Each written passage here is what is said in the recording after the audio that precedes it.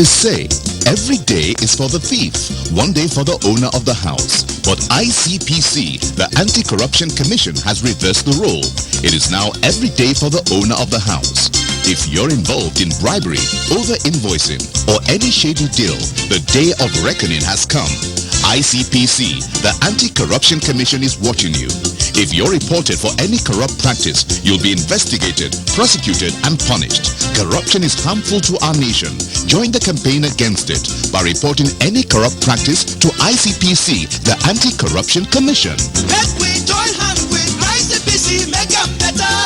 Let's make Nigeria great again. ICPC, they want to. Come on, for corruption. Break the chain of corruption now. Don't give, don't take. This message is brought to you by ICPC, the Anti-Corruption Commission. Hello viewers, welcome to Corruption Must Go, ICPC's weekly television program. I am Hawa Garba. Although one of the duties of the Commission, as contained in Section 6A of its enabling law, is to receive and investigate any report of conspiracy to commit, attempt to commit, or the commission of such offense and inappropriate case, to prosecute offenders. Oftentimes, the Commission receives reports and complaints on cases that are not within the purview of its mandate. Such complaints range from civil cases such as breach of contracts between private parties, land disputes, and other misunderstanding among citizens. Other crimes such as drug offenses, pipeline vandalism, and human trafficking are also not within the powers of ICPC to investigate. ICPC, as an anti-corruption agency, handles cases of corrupt practices and receives reports or petitions from members of the public, institutions and organizations, both public and private, which it may not be allowed to handle, as contained in its enabling law. Today on the program, we will be focusing on types of cases or petitions the Commission is required by law to delve into.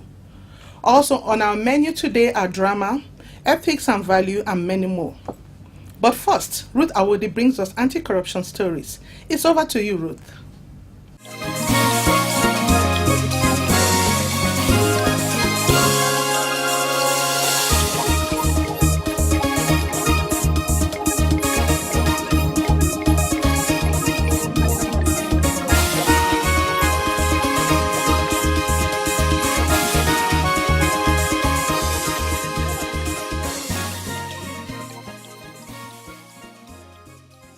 Thank you, Hawa. Welcome to this segment on anti-corruption stories. ICPC has arraigned the managing director of an investment firm and his company before a high court of the Federal Capital Territory, Buhari Division, for defrauding a widow of the sum of 5 million naira. The accused person, Mr. Aderemi Festus Oluwaji, who is the owner of Bradshaw Global Services Limited, was alleged to have obtained 5 million naira through false pretense from a widow, one Lucy Awe Mohammed, under the guise that he would allocate 4 units of shops to her on plot CD2 Lugbe 1 layout, opposite Amak Relocation Market, Lugbe, Abuja. He deceived the widow into parting with her money, even though he did not have any property as a personal developer at the mentioned address.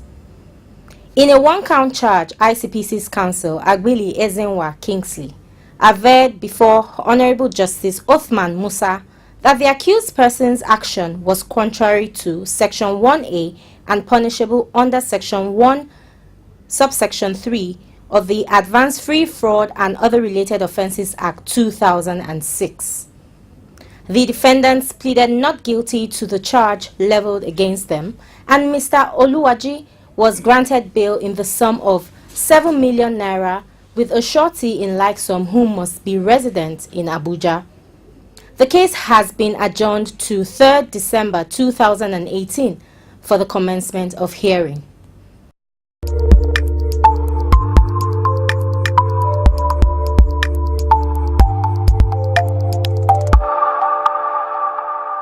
A former acting executive secretary of the Border Communities Development Agency, BCDA, Mrs. Victoria Olutayo Odumosu, has been arraigned for age falsification.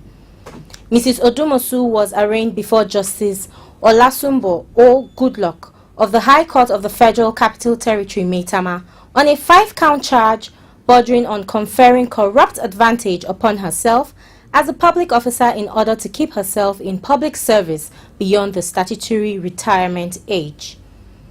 She was alleged to have changed her date of birth on the agency's nominal roll from 6 July 1956 to 6 July 1960, when she was made the head of Human Resources Department of the agency.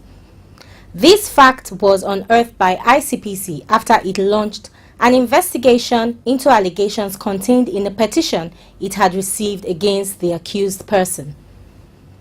Mrs. Odumosu pleaded not guilty to all the charges preferred against her when they were read out to her. Justice Goodluck then ruled that she be remanded in ICPC custody pending the determination of her bail application.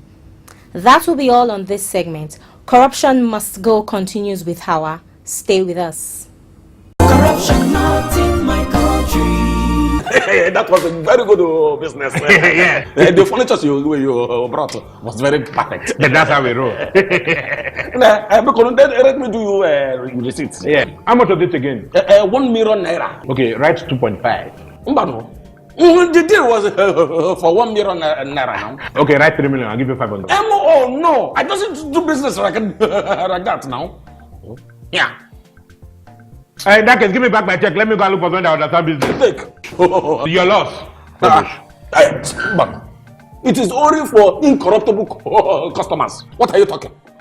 Now get out. What kind of this? You will just die. No, You will die. That is the door. Now get out from here. Rubbish.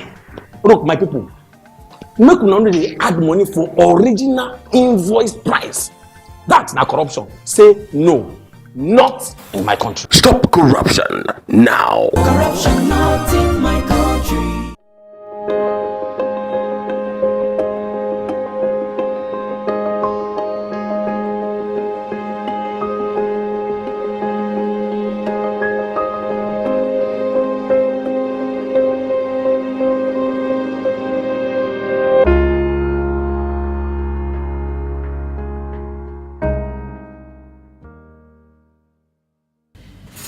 If you are just tuning in, this is Corruption Must Go.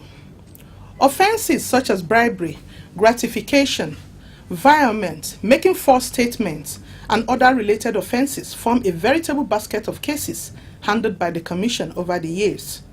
Ex-governors, ministers, magistrates, chief executives, legislators, and sundry public officers have been investigated, charged to court, and in many cases convicted. On the other hand, petitions on cases that fall out of the Commission's sphere of duties but require the attention of sister agencies are invariably sent to the relevant agencies. However, for a clearer picture, a lawyer from our legal department educates us more on the types of cases that should be reported to ICPC.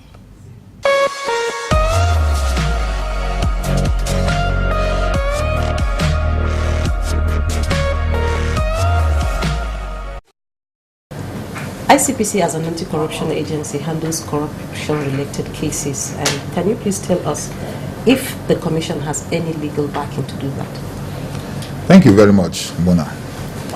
Well, actually, the statutory framework under which the ICPC as an agency prosecutes corruption cases are well set out in the Corrupt Practices and Other Related Offences Act, which is popularly known as the ICPC Act 2000.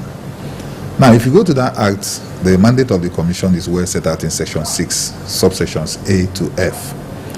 It encompasses quite a number of things, which include investigation, prosecution, system studies and review, public enlightenment, educating the public about corruption, and then enlisting the support of the public in the fight against corruption. But the prosecutorial mandate, that is the one that specifically gives the Commission the mandate to prosecute corruption cases, is Section 6, subsection A. And it says that the Commission can receive petitions and reports bordering on corruption and related offenses and investigate same, and in appropriate circumstances to prosecute. So that's the main statutory mandate of the Commission to prosecute cases. Furthermore, also, we have some other sections of the ICPC Act, like Section 26, Subsection 2, which says that the Commission has that generally it is the Attorney General of the Federation that has the statutory powers to institute criminal proceedings. But under Section 26, Subsection 2, it says that those powers of the Attorney General has been given to the ICPC to institute criminal proceedings in course of law. Similarly, in Section 61, Subsection 1, it says that every prosecution of an offense under this Act is deemed to be done with the fiat of the Honorable Attorney General of the Federation. So you can see that we have a deemed statutory fiat of the Attorney General to prosecute all types of corruption cases. So these are the relevant statutory frameworks.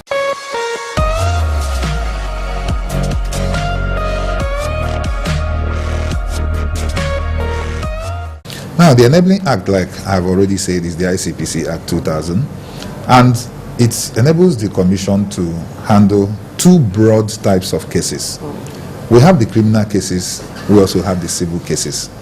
When we talk about criminal cases, we talk about those cases that the Commission has the mandate to prosecute.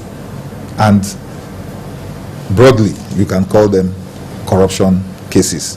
But if you want to be a little more specific, you go to Section 2 of the Act, you see the definition of corruption. So it says that corruption includes bribery, fraud, and other related offenses. So all those cases that has to do with corruption, and by that I mean fraud, bribery, and similar offenses, those are the criminal cases that the Commission prosecutes. Now, when we talk about civil cases, we refer in the main to those cases whereby people sue the Commission, or the Commission sue people, but they are not criminal cases. I can give you an example. You know, the Commission is a procuring agency. That is to say, we purchase things, we buy things from contractors and business people. Now, if we go into a contract with anybody to supply things or to handle one service for the Commission or the other, and the person breaches that contract, the Commission can sue the person. Now, we also have situations where people sue the Commission.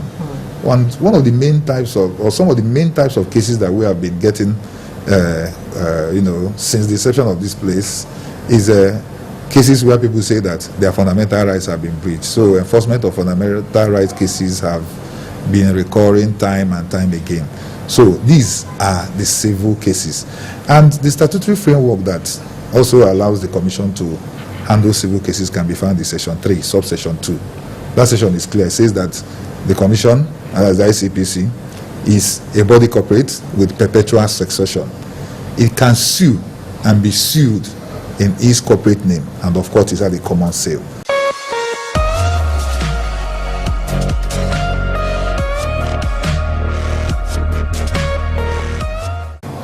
Now, there are, of course, we have experiences, we have seen situations where petitions are received in respect of some kinds of cases that the Commission does not have the power either to investigate or to prosecute. Such situations are bound, and there are plenty of them. Now, there are two possible scenarios. When we receive a petition which we do not have the power to investigate, the first thing we do is we try to determine the agency of government which has a statutory mandate to handle that petition. So in such situations, we normally package the petition and we send it to that organization. There's some other situations where we feel that yes, there are situations which we reasonably believe that make us want to investigate that particular complaint. We may investigate, but after investigation, we package both the investigation report, the findings of the investigation, then we'll send it to the relevant agency which has the statutory mandate to prosecute. So when they receive the ones that we have already investigated, they are at liberty to accept our investigation or to conduct fresh investigation. So that's the two possible scenarios. We either send it to the relevant agency, or we can investigate and then send the investigation report and every other relevant document to the relevant agency. Yes. Thank you very much, sir. Yeah, thank you. Corruption, nothing What you want buy? Potato. Small basket. I want plantain. But why your plantain can't hard like this? Madam, now the outside hard. Inside there, it is very soft. Madam, wallahi make her no buy am. Make her show you something. What? What in be this one? Madam, this one now the chemical what they put on for the plantain make her ripe up. So you dey put chemical for plantain where people go chop? No water, no be chemical. Water. You know say Pela I don't talk and say water and not be enemy. Drink am. Where collect that water, drink am. I just stop finish. See my belly. I found it don't big. I just stop drink water finish. Wake your drink am now. I dey sell am plantain I go come put am for chemical because I want to make a ripe go. That one I talk and now corruption. Corruption. Not be for this kaswa, come not be for this country. Now me take Stop corruption now. Corruption not in my country. To make elected officials accountable, ICPC says no to vote buying and violence during election. Vote wisely.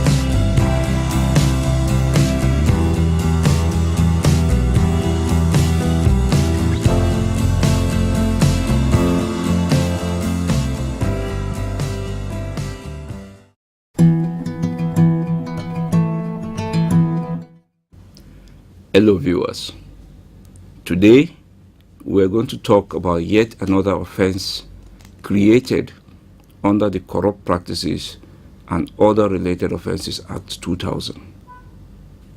We're going to be looking at the offense of use of office or position to confer corrupt advantage created under Section 19 of the ICPC Act. Now, what do we mean by this? Generally in this country, people have the belief that it is where we work that we're entitled to eat. Some people have gone to the extent of describing the workplace as a work shop. Section 19 of the ICPC Act makes it an offense for anybody, particularly public officers, to want to use their office or their position to corner all the advantages, to corner all the benefits, either for themselves or for members of their family or their friends and other associates, or even other public officers.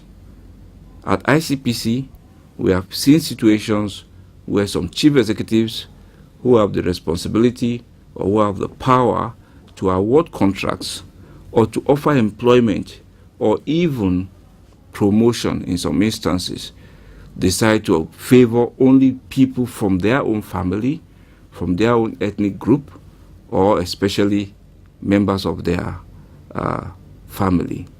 We've seen instances with wives, we've seen instances with husbands, we have also seen instances with even children. ICPC has investigated and has prosecuted so many people for this, and some of them are now in jail. The purpose of this act is to make opportunities available to every citizen of this country equally and fairly. And it is wrong for any one person to seek to corner all the advantages to himself or herself alone. Let us therefore resolve to help Nigeria to do away with instances of abuse of office and corruption in public office. Do be careful, please. Nigeria needs you. Thank you. Remember that it is not all kinds of cases that can be reported to ICPC. The Commission is a law-abiding institution that has its scope of work determined by law. So we should ensure that we report the kinds of cases that ICPC is empowered by law to handle. Also remember that it is important to submit factual reports, as malicious or frivolous petitions can attract punishment under the law. You can submit your petition in person to any of our offices close to you, or via email to info@icpc.gov.ng. For messages, questions, and inquiries, call any of the toll-free numbers as shown on the screen. And for more, please visit our website, www.icpc.gov.ng. Thank you. See you next week.